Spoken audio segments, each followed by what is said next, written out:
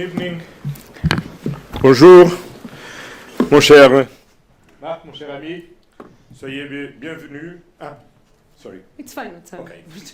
you were Sorry. President. Hello, good evening. Welcome, everybody. Without further ado, I will give the floor to President Costa. The 20th EU-Canada Summit just finished. President, the floor is yours. Muchas gracias. Eh bien, soyez bienvenus à Bruxelles, à l'Union européenne. C'est toujours un plaisir de recevoir un ami très spécial comme c'est le Premier ministre du Canada. Our 20th summit is much more than a symbolic milestone. It is a powerful political statement. The European Union and Canada are among the closest allies in the transatlantic space. We see the world through the similar lens, and we stand for the same values. We have always stood by each other, and we will continue to do so. Building upon these very solid foundations, we have agreed to forge even stronger bonds. With the support of the 27 member states, we will take our strategic relationship to an unprecedented level of closeness. That's why today marks a turning point in our history. First, on defense. We have just signed the European Union-Canada Security Defense Partnership. It is a reflection of our mutual commitment to peace, transatlantic security, and deeper cooperation in building defense capabilities. It opens new opportunities for companies on both sides of the Atlantic. While NATO remains the cornerstone of our collective defense, this partnership will allow us to strengthen our preparedness faster and better, to invest more and to invest smarter. On the economic front, we agreed to expand our trade flows and promote our economic security. Thanks to the Comprehensive Economic and Trade Agreement, since 2017, bilateral trades in goods and services has surged by 71%, demonstrating the tangible benefits of our free trade agreement for citizens and business alike. CETA belongs to a new generation of trade deals. It protects workers, preserves the environment, and safeguards our trademarks. Now, we are working on expanding this relationship and broadening our cooperation. Our new joint agenda will allow us to work more closely in the fields of digital trade, energy security, labor mobility, and the supply of critical raw materials. We will join forces in the global race for artificial intelligence and other breakthrough technologies. And we will also foster people-to-people ties and promote exchanges in education and innovation while firmly defending academic freedom. Together, we will fight climate change. Global problems require global collaboration, and the European Union and Canada can rely on each other. Our prosperity is interlinked, and together we are stronger. This summit could not be more timely. After the G7 in Kananaskis, the day before NATO summit, and the week of the European Council will discuss Europe in the world. Together, we continue to uphold the values that unite us. At a time when the rules-based international order is under pressure, when multilateralism is under attack, the European Union and Canada stand out as responsible, predictable, and reliable partners. Thank you. Thank you very much, Madam President. Yes, thank you very much. Thank you, António, Prime Minister, dear Mark. At our last summit, it was an honor to visit St. John's, Newfoundland, which has a very special place in my heart because this is the place where my husband landed at the 9/11 attacks. And it was a time where my husband and later on me, we felt the warmth and the hospitality of the people of Newfoundland firsthand. Now, dear Mark, I've seen the beauty of Alberta in Kananaskis. You have indeed a vast country, and I'm happy to see more of it. Same goes for you, António. So we'll be back, and we're very curious to see where you will lead us to, perhaps to the Arctic, which is so important to both of us, and where we have been so clear about the EU support to our Greenlandic partners. Dear Mark, you took the helm of the G7 presidency in challenging times, and you delivered. You brought countries together at a moment when unity is more vital than ever. You helped bring focus to pressing issues, encouraged frank exchange. And you said at this moment, we have to turn the many challenges into change. That is what we are doing today as we meet here in Brussels. As the saying goes, hard times reveal true friends. In these challenging times, we're taking huge steps forward to deepen our strategic partnership. And let me start with defense. Canada and the European Union have been working closely on this for years, both bilaterally and in NATO. Canada has been leading NATO's enhanced forward presence in Latvia since 2014. You're making Europe's eastern flank stronger and safer. And today we're stepping up our cooperation. As you said, we signed a security and defense partnership. It will strengthen Canada's role in Europe's rapidly evolving defense architecture. And it's just the beginning. We will now swiftly launch talks on Canada's access to a joint military procurement instrument. We call it SAFE. It's 150 billion euros. And together we will define where our cooperation can have the most value added and where we should channel joint investments. It will be good for our industries, it will be good for our people, and it will be good for the transatlantic security too. And of course it will be good for our continued support to Ukraine, because the more we invest in the highly innovative Ukrainian industry, the more the industry will be capable and the better Ukraine can defend itself. Dear Mark, Canada has shown incredible generosity to Ukraine, training almost 45,000 troops, welcoming the refugees. Today, Ukraine needs our support more than ever, and you made it clear in Kananaskis last week. We are determined to explore further sanctions to maximize pressure on Russia to come to the negotiation table. So far, the European Union and its member states have mobilized almost 150 billion euros. The friends of Ukraine, all of us, we must now plan for more support for 2026 and beyond. And of course, our focus is turned to the Ukrainian Recovery Conference in Rome in July. And as a key member of our donor platform, Canada is contributing significant financial support to Ukraine, crucial assistance for reconstruction projects, as well as invaluable technical assistance. In Kananaskis, we also discussed the importance of open, stable, and free trade among partners. It's a powerful foundation of our prosperity. CETA is our shared success story that illustrates this perfectly.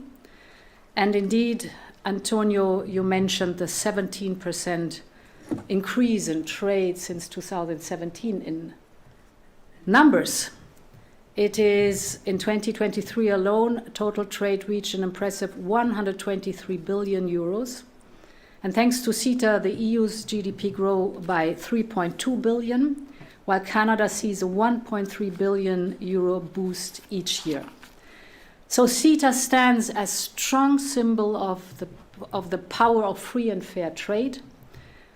I must say 98% of our tariffs line are zero. I repeat it, zero. We know that the ratification process is still ongoing, but we are committed to get this done. That brings me to our economic security. Critical raw materials are at the heart of this effort. Canada is uniquely positioned with our with your unique resources. 90% of your mineral output is exported. That is music in our ears. And the European Union is, of course, proud to be the second largest customer. We want to deepen our cooperation with Canada by reinforcing our strategic partnership on raw materials, but our ambition goes far beyond that. That's why I'm pleased that we've agreed to launch the EU-Canada Industrial Policy Dialogue. That is a forum that will provide an opportunity for business leaders, government ministers, and commissioners from the European Commission to meet so that they can explore first-hand ways to strengthen our transatlantic supply chains in critical sectors, for example, sectors like clean technologies. Finally, a word on tech and innovation. We're home to world-class talent on both sides of the Atlantic. They are already working via Horizon Europe, the world's largest innovation program, but we can and we must do more to stay ahead in the global tech race, especially in digital. Building on CETA's success, I'm pleased that we've now agreed to launch work towards a digital trade agreement. On top of this, I think we should deepen our research cooperation in strategic technologies like quantum. Let's connect our supercomputers. We also want to explore Canada's participation in our AI Factory initiative. And just as in defense, we should align our standards. That means working towards mutual recognition of certifications for AI products, cybersecurity, and beyond. Later this year, we will hold the first EU-Canada Digital Partnership Council. It will give us the opportunity to go further. Dear Mark, thank you again for this great and productive summit. It's not over, we still have the dinner. This is the beginning of a new chapter in a long-standing friendship between Europe and Canada. Thank you very much, Madame la Présidente, dear Ursula. Thank you, Monsieur le Président, dear António. Be careful what you wish for. The location of the next summit, you mentioned the Arctic, where I'm from. Last time the European Union was at a summit in the Arctic, it was in Iqaluit in February, which was a G7 summit. I remember it vividly. And I remember this. It was the start of the sovereign debt crisis that affected a number of countries in the world. Okay. Think about the difference between then and now. Think about the institutional changes in Europe. Think about what's happening in the world now in terms of the threats financially, the threats geopolitically, and the stability and the resilience of the European Union. And the fact that the European Union is looking to build positively. We're honored that part of this building is with Canada. But it shows how much has changed and how much changed when you stay true to your values and stay focused. Alors, en ce qui concerne la valeur et le mandat du nouveau gouvernement canadien, nous avons un mandat fort qui consiste à diversifier, à renforcer nos partenariats internationaux, à trouver de nouveaux moyens de coopération et de connexion et accroître la sécurité, la prospérité et la stabilité chez nous et à l'étranger, sûrement y compris l'Ukraine. Pour remplir ce mandat, nous nous tenons d'abord à nos alliés les plus fiables, ceux qui partagent à nos valeurs de démocratie, de liberté et de souveraineté. So we're meeting now in that context in, as you just said, in hard times. We might say even a hinge moment of history, a world that's more dangerous and divided, a time where the rules-based international, the global order, rules-based global order is under threat, in a time when technological change is accelerating. And we really have two choices as a jurisdiction, as a country in this circumstance. We can nostalgically look back and long for the old order to somehow return, or we can build a new one with purpose and partnership. And as the most European of the non-European countries, Canada looks first to the European Union to build a better world. And that's what today is about. It's about building on our triple alignment of values, of interests, and of trust built over the years. And so today, this is a new era of cooperation. Our strategic Canada-EU or EU-Canada strategic partnership for the future will build a new and deeper relationship that brings us closer together, from defense to digital, from supply chains to security.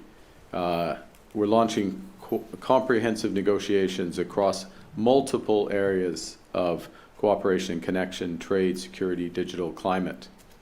And this will make us both more resilient and more prosperous. In many respects, what we're committing to, from our perspective, Canada's perspective, is an ongoing process to an ever closer partnership that will bring our people closer together. Ensemble, le Canada et l'Union européenne pourront créer davantage des opportunités pour les industries et les travailleurs grâce à des échanges plus fréquents et à une meilleure harmonisation des réglementations. Nous pourrons être plus compétitifs grâce à des chaînes d'approvisionnement plus solides et plus stratégiques, et nous lutterons contre les changements climatiques et nous bâtirons des économies plus fortes grâce à une coopération renforcée de nos systèmes de tarification de carbone. We also, in this more dangerous and divided world, must be prepared to defend our people and our values, to secure our sovereignty and protect our allies. And to these ends, we will be in The Hague tomorrow with new commitments, significant commitments to our own and our mutual defense, meeting our NATO targets, further accelerating investments in coming years, but doing so, the EU and Canada, with this new security and defense partnership, which provides for this increased cooperation across the full spectrum of security. It will help us deliver on our new requirements for capabilities more rapidly and more effectively. It will help build our industries, secure our jurisdictions. So we are very pleased to be taking this important step towards participation in SAFE as part of Rearm Readiness Europe, bringing shared expertise, joint research and innovation. You know, at its core, final word, Europe was born as a project of peace. And Canada, over the years, over the decades, has served alongside European allies in pursuit of that peace. It's that, in those circumstances, from Vimy to Juno, that the world came to know the value of our strength. But now we're working alongside the European Union to combat climate change, to achieve the Sustainable Development Goals, and to protect, amongst other things, academic and scientific freedoms. In these ways, the world knows the strength of our values.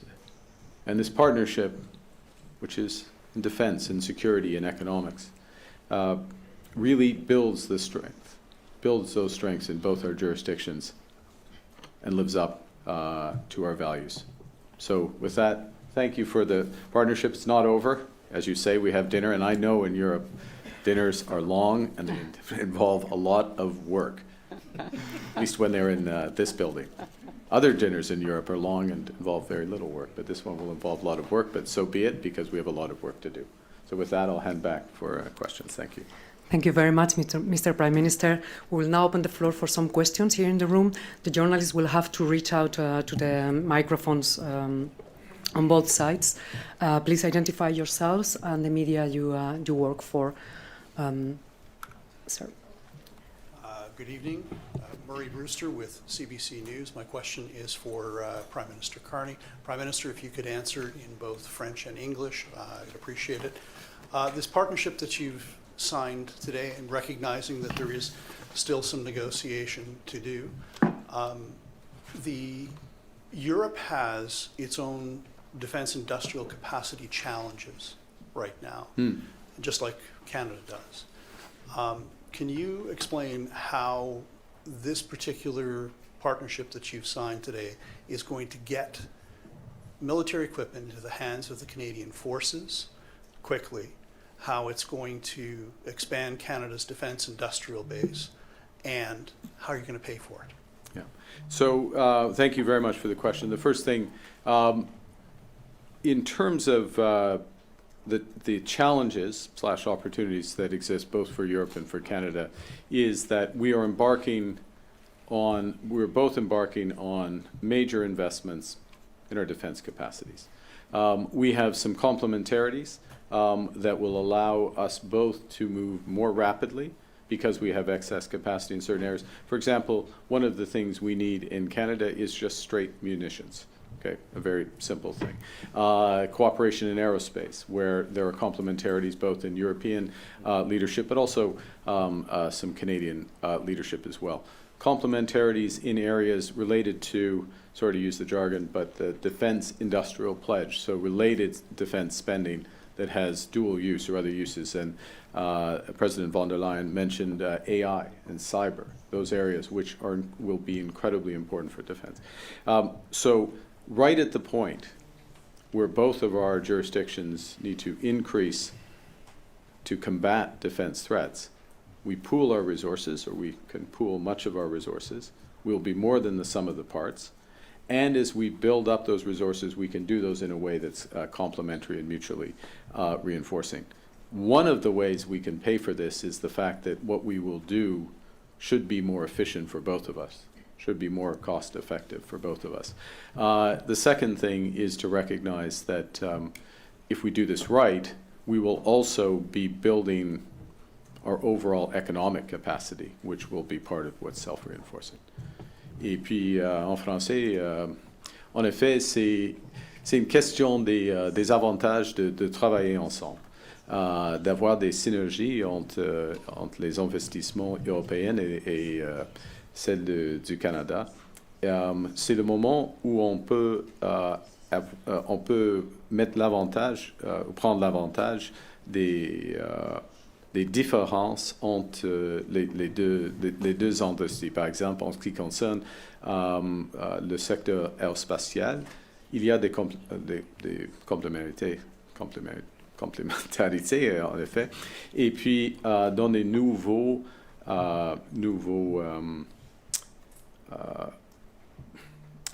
compétences qui seront nécessaires, y compris l'intelligence artificielle et le cyber, la lutte contre le cyber. Encore, il y a des avantages de travailler ensemble et on va le faire. Merci. Okay, so we'll stay on this side. The next question goes for El País, please. Hello. This question is for Ms. von der Leyen and Mr. Costa from a European perspective. What can take this agreement for the industry and for the European companies? And well, one question for Mr. Carney. Do you feel more comfortable in Brussels than in Washington? Thank you. So, you want to start? No, please. The security and defense partnership is very beneficial for both sides because it means joining forces, developing capabilities together. And it's the foundation for Canada. We will discuss basic principles, but to join the investments that we have for joint procurement to boost our military capabilities. We were speaking, for example, about air defense capabilities that are needed in the European Union. We are all part of NATO too, so interoperability plays a large role, and therefore it is important to do these joint procurements, not only for the scaling up the industry, because with more scale you can have better, cheaper and faster the results, but also, of course, to improve the interoperability between our troops. The principles are things like reciprocity, so the access to the defense industrial base from our side in Canada, but from Canada's side also in the European Union, or, for example, the security of supply, that in a moment of crisis we can rely on each other, that the supply will continue and will not be cut off. We had the positive experience in COVID that the supply stayed stable on both sides. So these are principles that we will define together, but then the access of Canada to our joint procurement in the European Union is the doors open. Yes. In terms of relative comfort, it's very hot in Washington right now and very humid. I'm sure the dinner will be better, with all due respect to our American friends. It'll be better than it would be in Ottawa. The dinner will be better tonight. Look, I would say in terms of the terms and what we discuss around an economic partnership, we have similar views in terms of the importance of labor standards. We have similar views in terms of addressing sustainability and building sustainability. I think we have similar views in terms of how we develop a true partnership in matters of defense. And I'll add one other point of, I don't want to say this is comfort, but it's effectiveness with respect to Ukraine. The European Union is preparing its 18th sanction package, a very significant package of sanctions. We've just released our latest sanctions, financial sanctions, against Russia, against the Shadow Fleet, against enablers of the Russian regime. We have just committed additional financing to the Ukrainian government and additional military assistance to Ukraine. As President von der Leyen mentioned, we will be participating in the foreign ministers here. We're participating in the reconstruction conference that Italy is leading on behalf of the European Union in a few weeks, because we know, and this is the other element of comfort, that we will stand up and defend these fundamental values: international law, territorial integrity, the rights of state, and democracy as represented in Ukraine.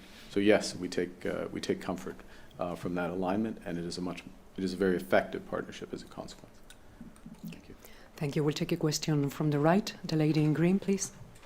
Bonsoir, Valérie Gamache de Radio-Canada. Merci de nous accueillir d'abord. Monsieur Carney, si vous pouviez répondre en français et en anglais, Madame von der Leyen, si vous pouviez répondre également à la question. Le secrétaire général de l'OTAN aujourd'hui a affirmé que les frappes américaines en Iran ne violaient aucune loi internationale. Est-ce que c'est aussi votre avis?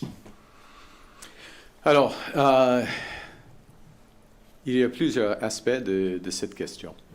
En ce qui concerne l'Iran, depuis des décennies, l'Iran a essayé de développer des armes nucléaires. Premier point. Deuxièmement, depuis des décennies, l'Iran a exprimé un désir d'éliminer l'État israélien. Depuis des décennies, l'État iranien, selon le Canada, a été et est encore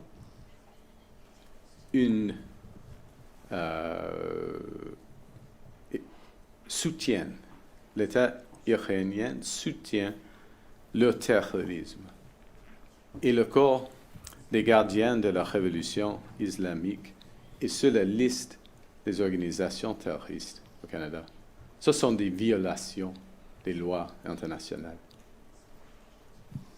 In English, for years, for decades really, Iran has pursued nuclear weapons.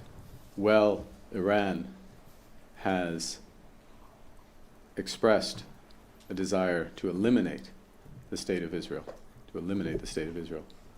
where the state of Iran has been a sponsor of terrorism, Hamas, Hezbollah, the Houthis, and beyond. And where at least in our opinion, Canada has listed the Iranian Revolutionary Guard as a terrorist organization, active terrorist organization. These are violations of international law. These are the ones we looked at. Thank you. Bien, si vous me permettez. En français. Back to basics, en français. Tout d'abord, on est pour défendre le droit international, soit en Ukraine, soit dans le Moyen-Orient.